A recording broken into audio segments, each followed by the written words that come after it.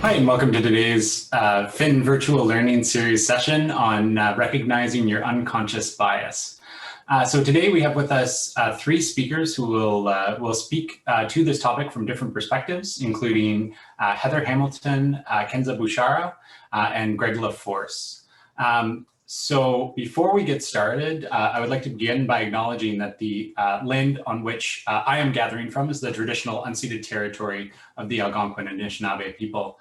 The Algonquin peoples have lived on this land since time immemorial, and we're grateful to have the opportunity to be present in this territory. I'd also like to recognize that many of you are joining us from across Canada from different traditional territories. So it's good to take a moment to recognize and understand the traditional territory on which we're joining from today. So as we move through today's session, please share your comments and questions using either the chat space or by using the Q&A button in the language of your choice. Cette séance, ça va être en anglais et puis en français. Et puis les questions peuvent être en anglais ou en français. Et les réponses, ça va être donné dans la langue de votre choix.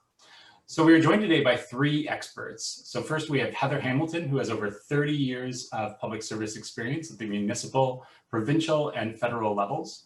She began her career as a clerk with the City of Edmonton and moved to the Government of Canada as a receptionist in 1991. I believe she will be joining us shortly, but she's not yet online with us. She worked through progressively more responsible roles across the country and was appointed as an executive in 2004.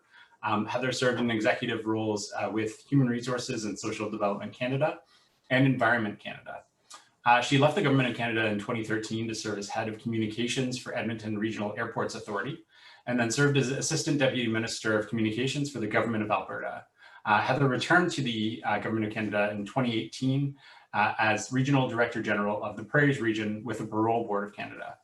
Heather holds a Bachelor of Arts degree in Political Science from Carleton University and a Master of Arts in Communications and Technology from the University of Alberta. Next, we have Greg LaForce. Greg is a former officer in the Royal Canadian Air Force. In 2016, he began volunteering for I Can Manifest Change, a project of the Ottawa Coalition to End Violence Against Women. The goal of this project was to bring men on board in ending gender-based violence by helping them to become more gender aware, to develop a solid understanding of consent, build their skills as allies, and learn how to support victims of gender-based violence. Greg has since left the military and spent some time as a freelance adult training facilitator, teaching GBA+, Gender-Based Analysis Plus, unconscious bias, and leadership courses at Global Affairs Canada, the Ottawa Police Force, Gatineau Police, and other parts of the federal public service. He now works as a learning advisor within the Respectful and Inclusive Workplace team at the Canada School of Public Service. And he's also one of the founding members of a grassroots not-for-profit called Masculinity Under Construction. Finally, we have Kenza Bouchara, who's the Learning Programs Director at the Canada School of Public Service. Kenza has over 15 years of experience in the federal government, working in various positions in strategic communications, new media, outreach and engagement, and strategic planning. Before joining the public service, she spent 6 years as a marketing and communications manager for pharmaceutical and cosmetic products in the private sector. Kenza defines herself as a passionate advocate for diversity and inclusion. As a teacher and facilitator, she works to increase awareness among public servants and their teams about the importance of identifying and managing unconscious bias. And she also facilitates the new course recently launched by the school about how to be aware of unconscious biases, how to understand and manage them better, and foster diverse, respectful, and inclusive workplaces. So thank you all for joining us today. And I'll just do a quick check and see if I think we are still awaiting Heather. So we will, but we'll get started and hopefully Heather will join us shortly. First off, to you, Kenza, what does unconscious bias mean to you? Hi, thank you Joshua for the introduction and merci pour le réseau des jeunes fonctionnaires fédéraux pour l'invitation et aussi l'opportunité de discuter d'un sujet aussi important et populaire que celui des préjugés inconscients. So thank you and good afternoon, everyone. Bon après-midi tout le monde. So thank you, Joshua, for this first question. I think it's good for us to have a kind of common understanding of what we're talking about, right? We're hearing a lot unconscious biases, and it's good to start by, having a kind of a sense of what we're talking about and how we understand unconscious biases. So unconscious biases, let's start by acknowledging that, unconscious biases is a human thing, right? There's a popular quote that said, if you're human, you're biased. So we all have biases, like all human beings have biases, and biases are defined as strong inclination, strong perception that we have in our thought all the time in our minds, and specifically thought about group of people, group of individuals. And we can relate that to what I like to call les visages de la diversité, the faces of diversity. And diversity can be understood by, different layers, different dimensions. We're talking about the race and the ethnicity, the religious or spiritual belief, the age, the disability or ability, gender, geography, income. You have the slide that is displayed in front of you in the screen, and it's all about understanding what we mean by diversity. There are different layers, and we do have unconscious biases, which is basically some stereotype that we have in our mind all the time about a group of people. C'est le fait de catégoriser des gens dans des boîtes. OK, alors il y a la boîte de la race, la boîte de la religion, la boîte de l'âge, la boîte du genre. Et il y a aussi la notion d'intersectionnalité qui est la convergence de tous ces facteurs identitaires. So why are we doing this? Why is the human being thinks to have people in blocks and having those, fed by stereotypes? It's just related to how the brain functions. C'est relié à comment le cerveau fonctionne. C'est de la neuroscience. I'd like to say that I'm not a doctor. I'm not a neuroscientist and I'm not a doctor, but it's important to understand how the brain functions because it's explained a lot about unconscious biases. So the brain is solicited by tons and tons of information all the time. So we need to digest. It captures a lot of information. It's either coming from, the work, the discussion we have with our families, network of friends, neighbors, the media, the social media. It's constantly being solicited. So the brain needs to digest information and put them in boxes to go to another information. This is how the brain functions. And when the brain is exposed to something that actually the brain doesn't know or not familiar with or have not been exposed to, something that is kind of unknown, so the brain will use shortcuts, the brain will use filters. Fait que le cerveau va utiliser des filtres, des raccourcis pour digérer l'information. And those filters are basically fed with the stereotypes, the way we have been raised, the city, the country where we grown up, the family background, the school we went to, the friend we are networking and colleague we're networking with, the media and social media we follow and we watch. So all of that is part of the background.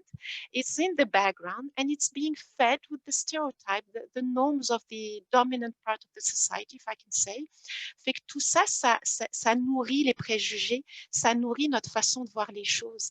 Et ce qui arrive, c'est qu'on vient au travail, j'aime bien dire, avec chacun son petit sac à dos. So we're coming to work and we all have our personal sac à dos. And we have to work all together so that we can understand each and everyone's sac à dos and luggage and personal background. So all that to say is that if I have to give a few examples, because it looks like a theory, but example is just, when we hear stereotypes and when we hear unconscious biases could be just, if we talk about millennials, right? Federal Youth Network, right? So it's like they're always on their phone, they're texting, they're not concentrated, they're not focused. It's those kind of things that we're hearing. If we have, other stereotypes about the gender, is like, well, men are stronger in leadership position, women are more emotional, people with disability maybe, it's more difficult for them to work because of their disability, Asian are more good in science. It's all the things that we hear all the time that are, being fed by the stereotypes. And the research on unconscious biases, just to say, there are three important things that we need to keep in mind in terms of the research.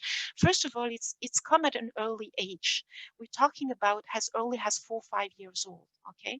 The second thing is that they are they have an impact. Unconscious biases, part of how we see things, how we connect with people, they have an impact on the decision that we make and the way we connect with people. And the third one is the most importantly, is that if they are managed and acknowledged, and if they're managed, they can be disrupted. So we can manage them, we can control them, as long as we're aware of them.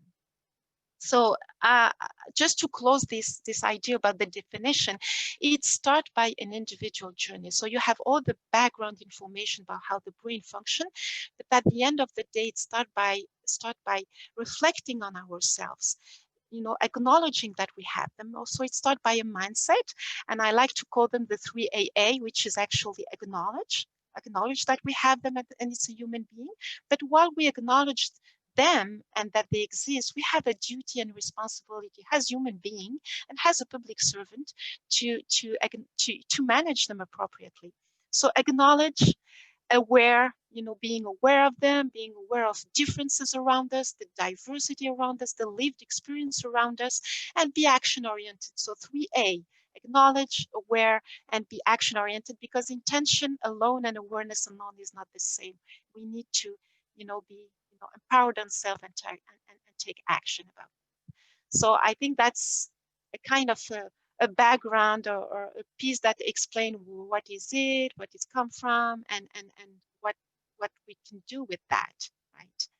So over to you, Joshua. That's great. Thanks, Kenza. Okay, Greg, any other thoughts around what unconscious bias means to you? I saw Heather just popped in, so Heather, if you want to jump in first, go ahead. Sure. First of all, thank you, and I apologize for that little technical issue there, but I did hear most of what you said, Kenza. So I guess I would add how important I think it is for people to avoid the trap of dividing people into two groups: good people who have no bias and evil people who have bias. The reality is there's a spectrum of that, and all of us fall somewhere on that spectrum. As Kenza just pointed out, we wouldn't be normal if we didn't. Some of those things that make it possible for us to function well in the world also put us at risk of having this kind of bias. So I think just getting past the idea of that kind of dichotomy where only evil people have bias allows us to perhaps approach with maybe more vigilance and more humility. The only other thing I would add to that is that we have to remember that unconscious bias is unconscious. So unless you are actively paying attention and questioning and challenging yourself, why is the important question to ask. Why do I think this? How am I coming to that conclusion? What is behind my thought process? And is it legitimate? Unless you are consciously challenging it, you're going to continue to do that without realizing it. By definition, it is unconscious. So being vigilant in that is just really, really important. And also just cut yourself a break. I heard a wonderful speaker, Isabel Granger, who is currently championing diversity for Ottawa Police. And she said, made a really great point, which is none of us created this situation. We inherited it, right? I didn't create the society we live in. You didn't create it. All of us just inherited it. So we're not really responsible for all of the things that brought us to this point, but we are responsible for what happens from this point forward.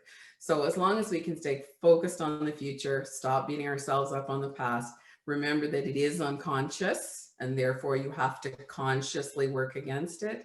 I think that would take us a long way to dealing with issues of unconscious bias. And I'll leave it to Greg from here. Great. I don't have a whole lot to add, frankly. More of everything that we've heard already. Kenza, you said, that what I heard was that, theory will only get you so far. It's a practice, right? If you're not practicing it on a daily basis, pulling that which you're not sure about and questioning and bringing that into view, you're going to stay where you are. And that takes work. It takes a lot of work. So do not Do not think that taking the unconscious bias class and checking that box and getting the theory down is the work. The work is one of constantly challenging yourself and challenging others and creating that environment where you can feel safe to do so. And the second thing that Heather was saying touches on perfectionism. Perfectionism hardens our shell. It puts us on the defensive when we have information that comes in that contradicts our ideas about ourselves as being good and kind and inclusive. And so we need to normalize mistakes and accept that we are going to make them if we're going to take this journey and grow comfortable with that idea that we're not perfect. Absolutely. Thanks very much, Greg. Heather, next question, we'll start with you. Why is learning about unconscious bias important for us as public servants? Alors, pourquoi est-ce que l'apprentissage sur les préjugés et conscients sont importants comme les fonctionnaires fédéraux? I think it's important because, well, for a number of reasons. I think an appreciation for diversity and for multiculturalism is a deeply Canadian value. It is really fundamental to the way Canadians think about themselves and to the values that we hold as a society, which is part of why it's so hard when those are challenged. And I think, though, as the government of Canada, as a federal workplace, we have a responsibility to lead by example. And to reflect the community that we serve.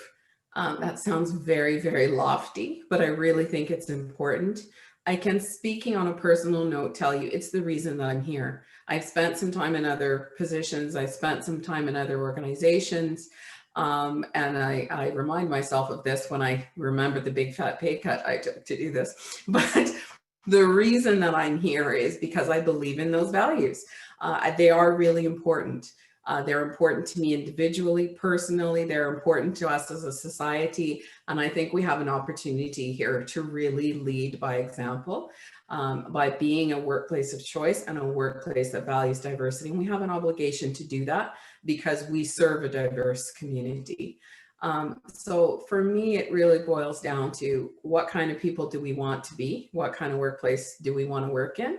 What kind of society would we like to represent? And how do we want to treat each other? I also think there's a humongous strength that comes from diversity. There's a great, I used to have this on the wall in my office. It's a saying from Confucius that said, if two people think exactly alike, one of them is unnecessary, right? So we need more voices. We need new ideas. We need people with different perspectives. We need people who can bring something different to the table so that we can give Canadians the government that they deserve. And when we look at the government of Canada's expenses, I can tell you by a mile, our deepest expenses in our people. We are knowledge workers for the most part. And our people are the biggest investment. They are the largest part of our budget. They are the most important thing that we do. So we're spending, each one of us represents not only a human being and a Canadian, but we are an investment that Canadians are taking their hard-earned tax dollars to support. And I think we owe them nothing less than the best government we can provide. And I'm deeply convinced that that government has to have representative or diverse voices, or we're really shortchanging the people and we're really shortchanging ourselves. Absolutely. Thanks very much, Heather. Greg, any thoughts to add around why learning about unconscious bias is important for us as public servants? We have a lot of power. You know, as public servants, we're advising our government. We're putting forward policies, sometimes drafting bills for going into the House of Commons. And with great power comes great responsibility, to quote Spider-Man. So basically, if we're not doing this work of getting curious about what's coming up for us and how that might tie into how we put this work forward, we're going to keep propping up the systems that we know are still in play, like racism. And, you know, I'm going to use the P word, patriarchy. this you know, heteronormativity, this idea that men and women need to be together, and that being gay is you know, not normal for some reason. So we have to challenge that, and if we don't, then ourselves gets poured into the work. And to go back to what Heather was saying, we have to be reflective of Canadians. Absolutely. Kenza, any other thoughts around why learning about unconscious bias is important for us as public servants? Je pense que mes deux collègues ont fait un bon tour de table et ont porté des arguments très au point. Ce que je pourrais rajouter, c'est l'idée on parle beaucoup du business case around diversity, right? Puis il y a vraiment deux aspects que moi j'aime appeler le cœur et la tête. So there's the head and the heart, and they all go together. So the head is all about the research that shows that not only we need diversity because it's started by having representation, but also it's good for like having different perspective on things, having different way in terms of issue management, in terms of everything that you do, whatever classification it is, there is a business case around diversity in terms of creativity, innovation. Donc, il y a toute la représentation et l'importance de la voir parce que c'est la réalité des communautés qu'on dessert. And there's the heart aspect. So I love to talk about both, and they both connected. And the heart is really about just a social thing, la confiance que ça donne d'avoir des gens autour de la table qui se font confiance, qui se parlent, qui travaillent ensemble. Et c'est les deux éléments ensemble, la tête et le cœur, qui vont consolider un peu l'importance de comprendre la diversité et l'inclusion au milieu de travail. Absolutely, thanks very much. So Heather, we'll start with you for the next question. Or sorry, Greg, we'll start with you for the next question. How can an unconscious bias be harmful?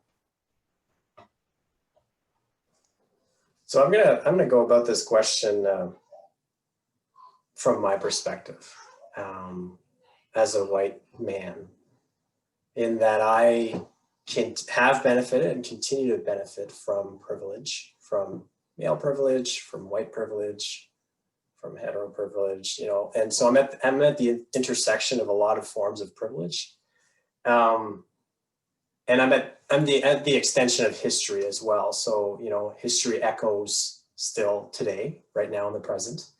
And so I'm the benefactor of a lot of people's unconscious bias about what you know, I get given a lot of chances, second chances sometimes.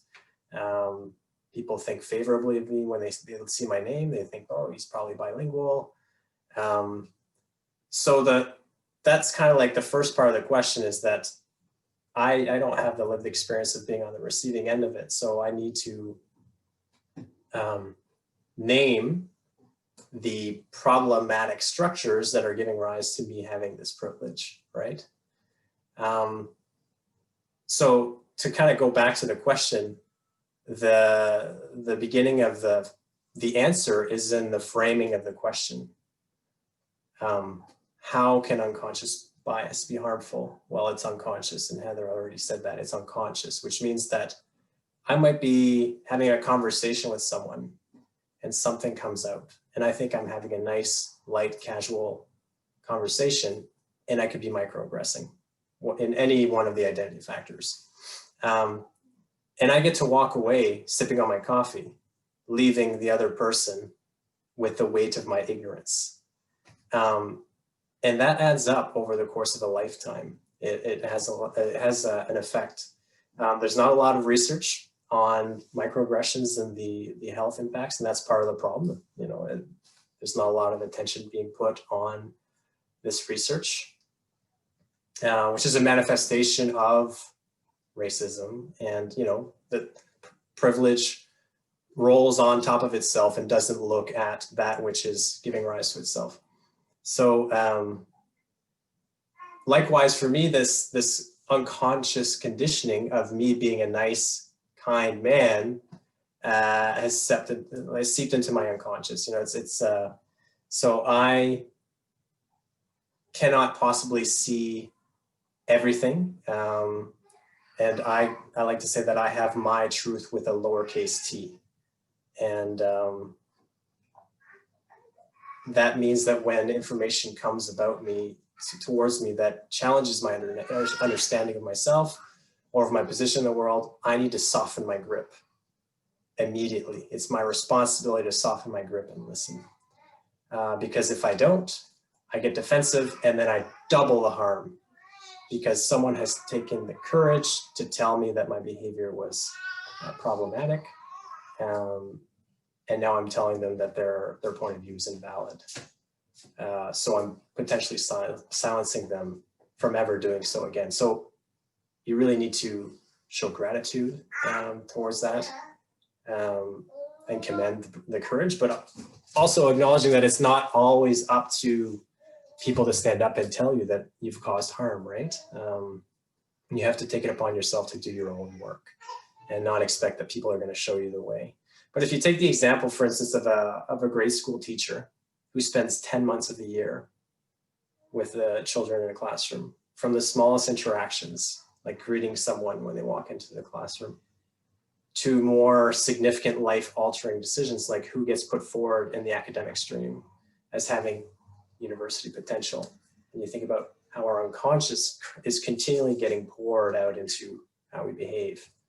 We have a responsibility. And we already touched on it, the responsibilities that we have as public servants, all the levers we get to pull on and put forward. We have to do this work. It's hard work, but we have to do it. Absolutely. Kenza, over to you. So how can unconscious bias be harmful?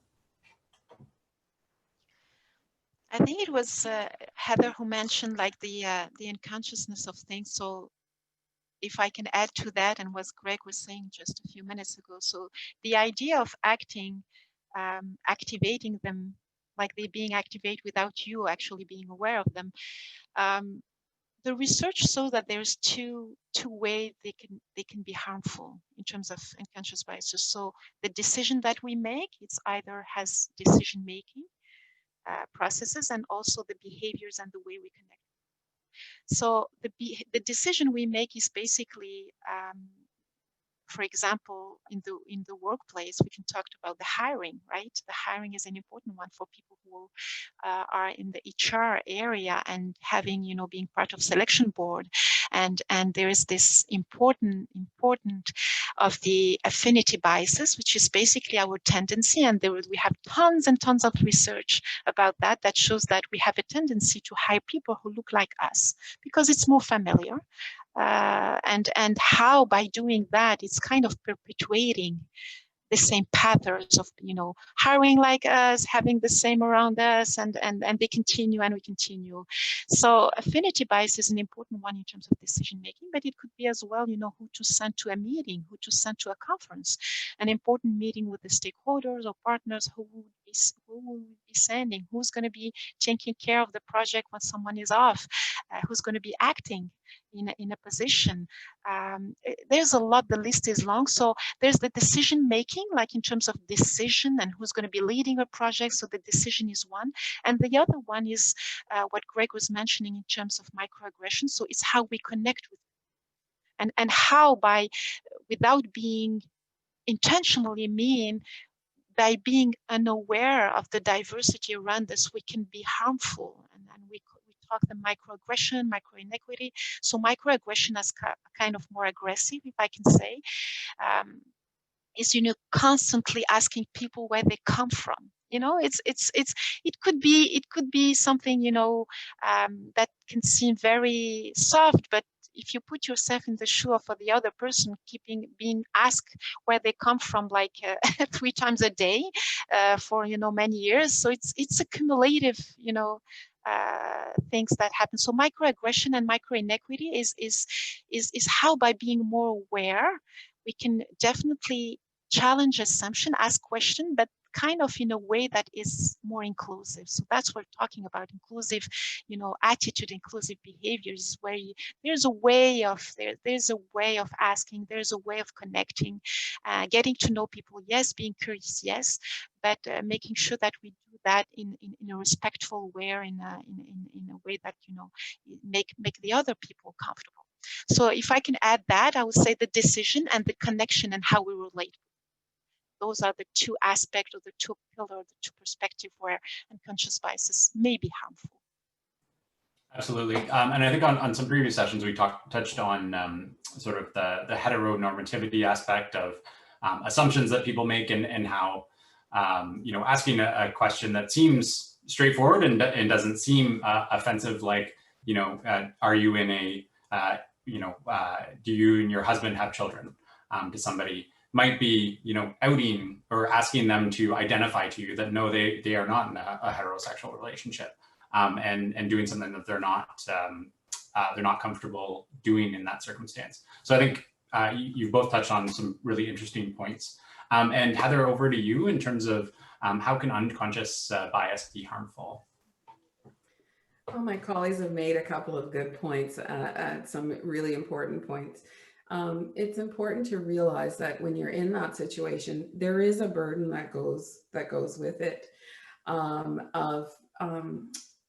the feeling of having to constantly carry the flag, constantly carry the banner.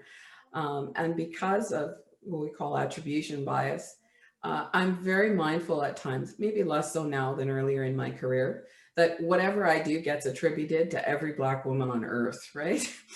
So if I don't take sugar in my coffee, Black women don't like sugar, right? I'm exaggerating, but there's a sense of that. There's very much a sense that I'm sort of establishing a standard that is going to be going to apply to everyone else. So there's an extra level of consciousness. Sort of everything that I do has potential to have weight and to have impact for the people who come behind me, and that is a huge weight to carry with you. There's also responding to these little microaggressions that can feel like, you know, in the bad moments, it feels like a full-time job. I'm not interested in being Norma Ray. I don't always want to be leading a picket line somewhere. I would like to just live my life like everyone else, but I don't always have that option. At every minute, there's like some giant issue, right, that pops up, and I have to make a decision. Am I gonna take that one, or am I gonna let it slide? I had a horrible incident happen in a hardware store where, as I walked into the store, I heard the cashier page an employee to come to the front. And long story short, it became clear to me that that someone had been sent to follow me in the store to make sure that I don't steal anything in the store, which was a shocking thing for me and a very upsetting thing for me. And I ended up leaving. Someone said to me, "Why didn't you talk to the manager? Why didn't you make an issue out of it?" And I said, "Because I just wanted to buy a package of screws," right? I didn't necessarily want to tackle some giant social issue. So there is harm in that sense, that it's creating a burden for someone else. And the flip side of that is you have a real opportunity.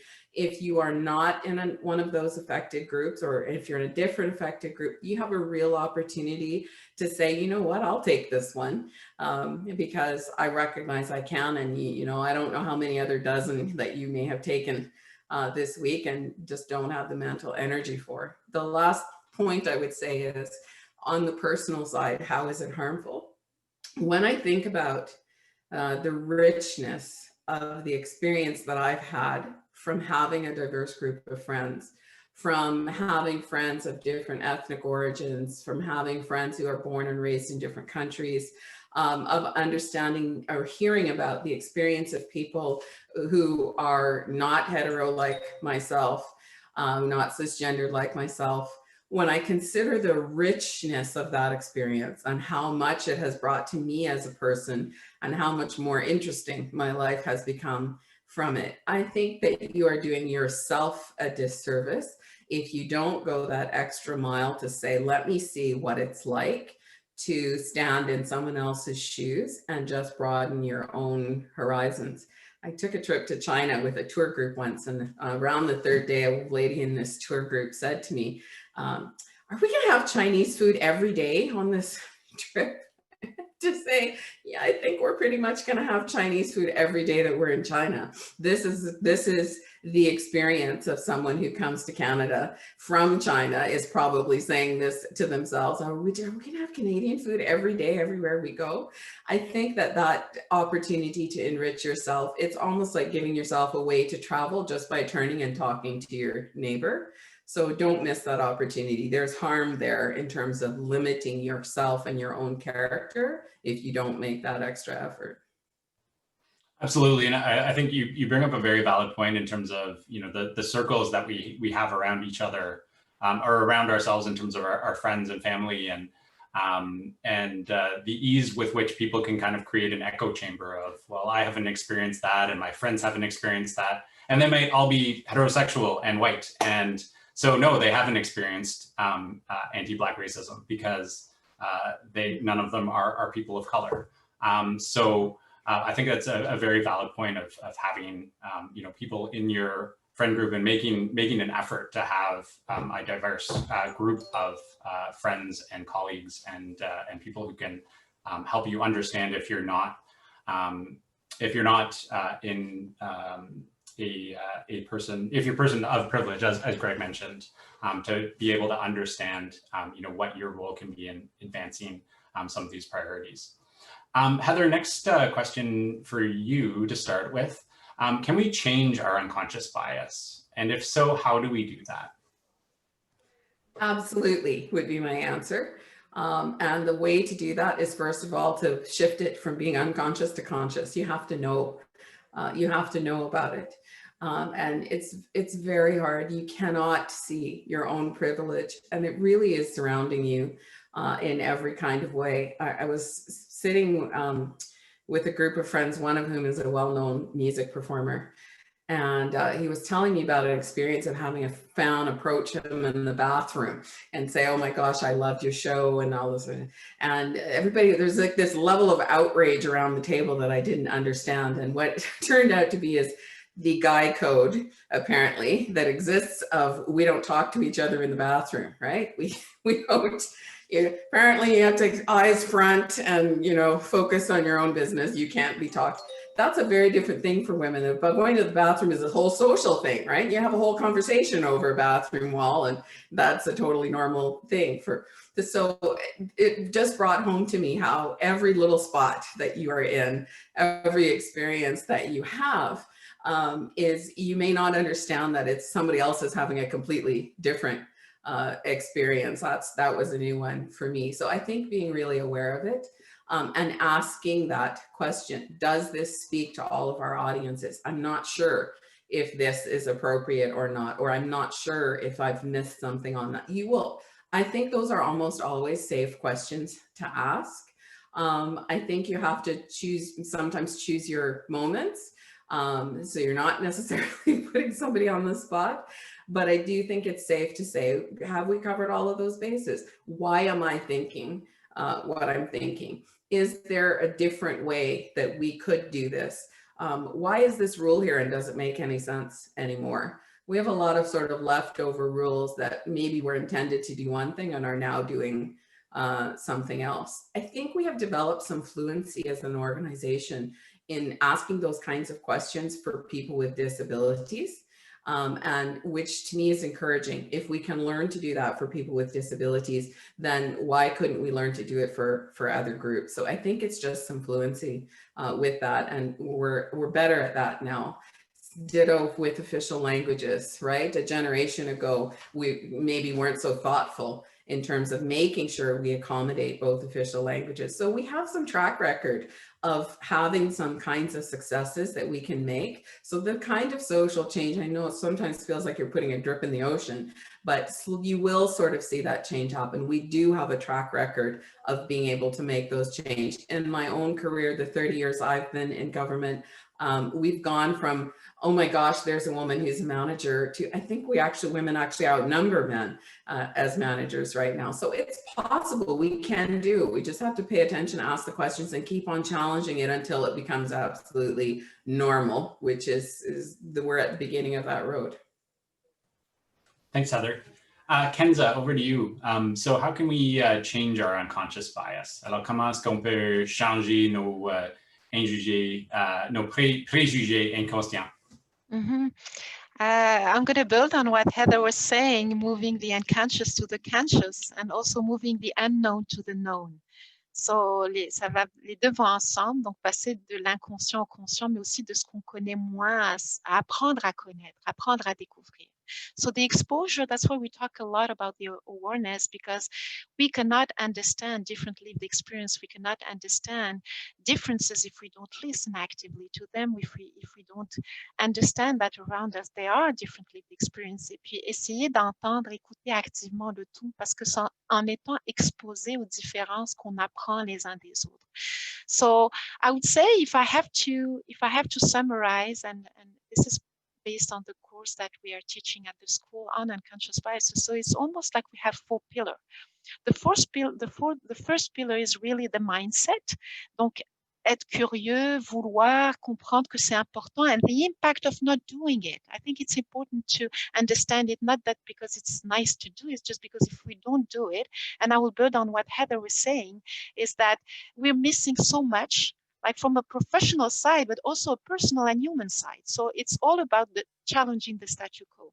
So on parle d'un état d'esprit and mindset. We talk about strategies and tools, which is the second pillar. And this is the screen. In the screen, you can see that there is a kind of placemat. I can share that by email. You can share that by email to the network if you want. But il y a des outils, des stratégies. Donc il y a le mindset. Le deuxième pilier, c'est les stratégies, les outils. There's a lot. We talk about the circle of trust, which is basically to look at the people that we trust the most and see if there are, layers of diversity that are missing, because we need that exposure. So how can we expand our circle of trust, the people that are in our circle?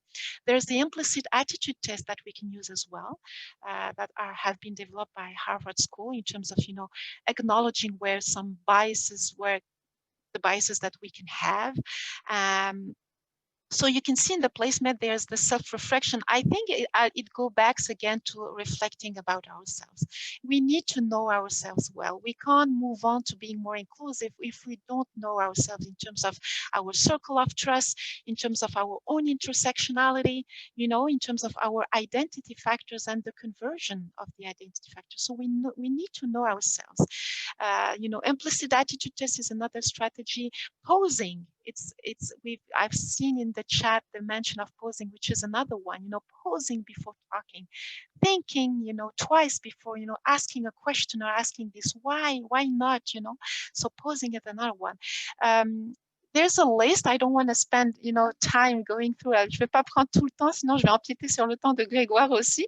Mais vous avez une liste de stratégies, posing, thinking about yourself, your own privilege, your own personal challenge, your own assumption.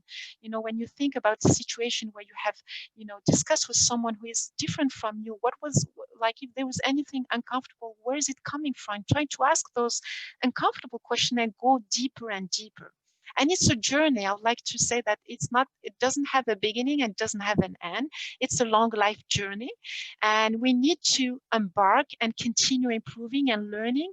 And there are skills. The skills is really the humility, knowing that you're going to learn from others and enjoy doing that. Empathy, when we hear and listen to a story of someone, you embark on the shoes of the person. You try to understand where they're coming from. You're not hearing only, you're actively listening. Cultural intelligence, try to relate to people with different backgrounds and understand where they're coming from. So there's skills that we can build on. So I would say the mindset, the strategy is the second pillar. The competencies like, empathy, and we need to use and build on. And the last one is really the behaviors. So it's good to have the mindset. It's good to have the competencies. It's good to put strategy in place. But at the end of the day, it has to manifest and translate in inclusive behaviors and attitudes. And that is in the language we use, in the meeting you held, in the way you manage your project. So I think the 4 pillars. So this is how when we talk about unconscious biases in the course, we go through, those 4 pillars: the mindset, the strategy, the competency, and finally the inclusive attitudes and behaviors. Absolutely. Thanks very much, Kenza. And I think the resources you shared that will be posted on the FYN wiki page are very helpful to start people on their journey in terms of understanding unconscious bias. And Marcella has linked the course as well, which will expand on that for sure in the chat. Before I go to Greg for his thoughts on how to change your unconscious bias, I'll just mention that you can pose your questions to our panelists using the Q&A function. Alors, en utilisant la fonction questions et réponses, vous pouvez poser les questions dans la langue de votre choix, alors soit en anglais ou en français. And then we will pose those questions to our panelists. But first off, Greg, what are your thoughts on how we can change our unconscious bias?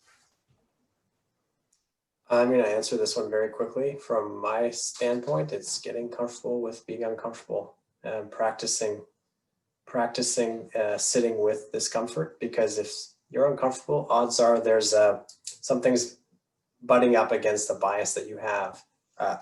Your body is pushing back, is constricting against something. And you're teaching your body to unlearn that and to learn that it's safe. So that would be and there's obviously all kinds of stuff I could say right now, but I just want to leave it open for questions. Absolutely. So we'll start with a question that was in the Q&A. So the question was, can you impart your unconscious bias, or do you propagate this to your kids unconsciously? Who would like to start with that question? Heather, over to you. I can take that one. I think my answer would be yes on both fronts. Yes, you absolutely unconsciously share your biases with your children. And yes, you can deliberately share your biases or lack of bias with your children. Your kids are total little sponges. They are absorbing you. They are watching and learning from you in an intense kind of way that that you know, as adults, we probably don't understand. I've been staying with my nephew, who is 19 months old, and he's mimicking everybody right now. So all of us who sort of moan and groan with our aches and pains when we sit down or go upstairs, he's right behind going, ooh, ah, ee. He's making all these, I was like, wow, I wasn't aware we were such a creaky bunch of old people. But he's a good little mimic, and he can copy it perfectly. Your kids are doing that all the time. And they're learning from what you say. They're hearing what your comments are. They're seeing how you react. Kenza would be more of an expert on this than me, but I do know, I've seen a study that by 5 months old, babies are trained to search for their caregiver and check their face when they're given something new. So if you hand a 5-month-old baby a new toy, they will look around for whoever is their primary caregiver to see their face. Do they look upset? Do they look worried? Are they smiling? And they will react to this toy based on what they see on the face of their caregiver. By 5 months, they have learned to do that. So what does that mean for us as parents? It means you have to be conscious in what you say, be overt in what you say. I think that you can do a lot by talking about things freely and frankly, and taking some of the, you know, Greg talked about working with things that you're uncomfortable with. We're uncomfortable talking about race because we're told that it's a taboo subject. I have no idea why. You can talk about race when you're talking to me. I'm aware that I'm a Black woman. This is not news to me. There's nothing bad or shameful about it. It's perfectly okay to mention. This whole idea of I don't see color is stupid. I don't know where that ever comes from. I need you to see my color because it is part of me and it's who I am. To me, saying I don't see color would be like saying I didn't notice you were a male. It's dumb. It's well-intentioned, but ultimately in practice, it's just dumb. What it's saying is I'm treating everybody like they're a cookie cutter of everyone else. That's not the purpose of diversity. We're not trying to erase differences. We're trying to erase the impact of differences and benefit from those differences. So talking about this with your kids and saying, well, why would you say that? Why? I wonder why that's happening. Look, notice this person is different from that person, and it's okay. I'll tell this quickly because I want to leave you guys time for questions, but one of my two of my nieces who are twins, and they're adopted. So they're of Irish heritage, very fair skin, straight blonde hair. And they stand out like you would expect them to stand out in a family of mine of Jamaican descent. When my niece started school in grade 5, she came home really upset one day and showing me her arm. I want my arm to be the same as yours. And she was very upset. I want to be brown like everybody else. And her concern is that all of the people she loves are brown and she is not. And I guess she's learned at school that somehow the difference matters. She wasn't aware of it until she started school. And we had a conversation about it. Why would you want all the flowers to be the same color? Why would we do that? And, you know, at 6, she was able to understand that. I go, no, we don't want all the flowers to be the same color. So why would we want all of the people to be the same color? I think talking about things openly and frankly, your kids really learn a lot from that. And also hearing you challenge when you see something inappropriate, also important for your kids, because then they know it's okay to do. Absolutely. The next question is, and I think this has been touched on a little bit, but what are the steps or specific work we can do to actively and continually challenge our biases? Who would like to start with that one? Kenza, over to you. I think what we like, the first step is really, as we said, acknowledge it and be aware that it takes, we mentioned it earlier, it takes time. We talk about the triggers, on parle des triggers. So the trigger is really the intention. Yeah, you need to recognize your intention and be willing to make some effort, because it's kind of, it's the nature, it's how you do things, it's how you work, it's how you connect with people. So being aware of that and acknowledge that it's going to take time, it's going to take repetition, and you are willing to the journey, right? So I think those are important to mention. Yeah. Absolutely. Greg or Heather, would you like to touch on this? No, I don't. I want to leave it to Heather if you have anything. I think that's such a complicated question. I think Kenza has given a good answer. Maybe we'll leave it at that one and let people think that one through. I think that sometimes I wonder if we don't overthink everything to do with this subject. And if we approached each other with the same amount of openness that I see kids approach each other when they're little enough to not know that any of that matter. When they're innocent enough, like my niece, for example, to not know that in terms of how her experience is going to be in the world, she's not the one who drew the short straw on that subject. I think maybe just allowing ourselves a little bit more openness and also just a little bit more trust of people. I think if you're clear when you come forward with your intent, that it really does open the door for discussion. I know you know, somebody said to me, how do I open a conversation when I'm not sure what to say and I don't want to be offensive and I'm not sure what to do? And my answer is always, that's a great opener. I want to talk about this, but I'm not sure what to say and I don't want to be offended. That's exactly how you start that conversation. And people will be receptive to that. We're all human. None of us arrive knowing exactly how to handle everything that we encounter. And there's a lot of openness and willingness if you come forward with a sort of open approach that way. Absolutely. Kenza, back to you. I just want to add, because Heather, you're giving me the floor, you're talking, and that's just giving me an idea. I think it's the intention. It's important to state why you're asking the question. I'm just taking an example for me. For example, my first name is Kenza, so it's like a lot of all the time I had the comment of, you know, whoa, the name is not, we're not familiar, where is it coming from, and we start those discussion of where you're coming from, and I think those are opportunities for me to actually give more information. I love them, and it's all a way of asking the question and the intention. So if you want to ask question, intention, sometimes it's the verbal, the non-verbal. If someone asks me, wow, that's a different name, I'm not aware, like, may I ask you, like, what's the origin of the name? So instead of Kenza, well, where is it coming from? You know, it's all like it's your body language, it's your gesture, it's how you ask questions. So if you want to ask questions, if you want to become an ally, it's all about explaining your rationale, where you're coming from. Be honest about that and just state it. You know, just explain it and explain your rationale and embark. But it's just about how you do it. Okay, it's just about, it's the verbal, the non-verbal, it's all those things together.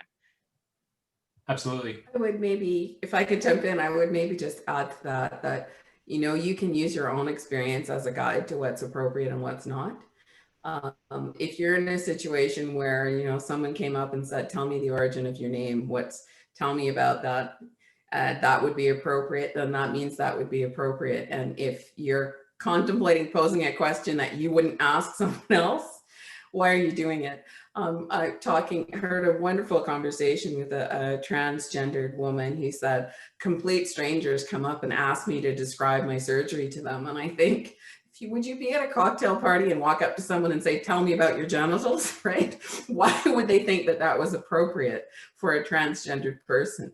And I think just being challenging yourself about is that the rules for what is appropriate don't generally change for that situation. I have people all the time, may I please touch your hair? I think, really, would you, if you were in a business meeting with any other person, would you say, Kenza, can I stroke your hair? I would really, I think you can use some guidance on that. On the other hand, in a different situation, we were sitting at a cocktail party and chatting about hair, as women sometimes do, I would have no issues with that. So it's about being appropriate to the situation as well. Absolutely. Next question, I think, is a really important one. How do you challenge prejudiced beliefs in older family members? So, for example, grandparents. And I personally struggle with this, having relatives in the US who are Trump supporting All Lives Matter type folks, and to try to counter that and try to sort of encourage them to learn about other perspectives. But what are your thoughts on how to challenge those prejudiced beliefs in older family members?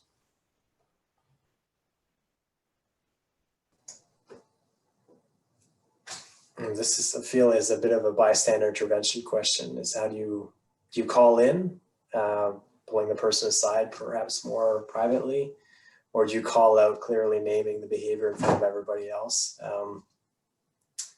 It depends on the context. It depends on the person. It depends on the, you know, what you know of this person, whether there's someone who's receptive to being challenged. And it depends on the ethics of the situation too, right? So sometimes something has to get said because it, you know, it's so problematic. The how is more in terms of, you know, can you tap dance and find the right words at the right time, knowing that you're going to probably be under a little bit of shock. But if you know this person is like that, then perhaps you have some things in your back pocket already. That's what comes up for me. Oh, we lost you.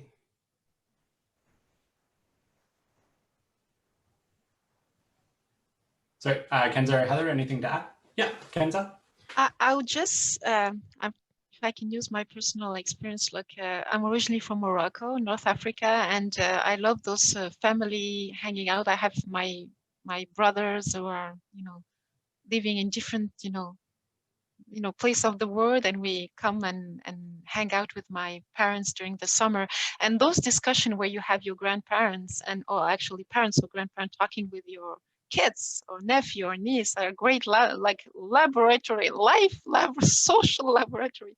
And I think that I will go back again to the exposure. I think people sometimes it's the lack of exposure, not having those moments, those opportunities to connect directly with people who are different from you. When you increase the exposure of having someone talking, you know, in front of you and sharing with you, and because you're only seeing differences, and that's the thing. So if you can create moment where you have opportunity to connect with people and, you know, learn about your similarities, and then start learning about our differences, and not just relating to the fact that our differences are dividing us. You know, we do have, all of us do have similarities, and we do have differences, but you know, reading that on paper or listening to a video is not the same as to being able to connect directly with people and asking and seeing that, you know, it's okay, it's just different lived experience. You know, just breaking this wall, if I can say, it's good to talk about breaking walls when you're talking about pro-Trumps. It's kind of an analogy. So breaking those walls and having the opportunity to discover people for who they are. There's a lot of judgment, you know, working on, acting on our biases is acting on the premises of, you know, walls of stereotypes of judgment. So if you can find ways to connect with people so that we don't judge for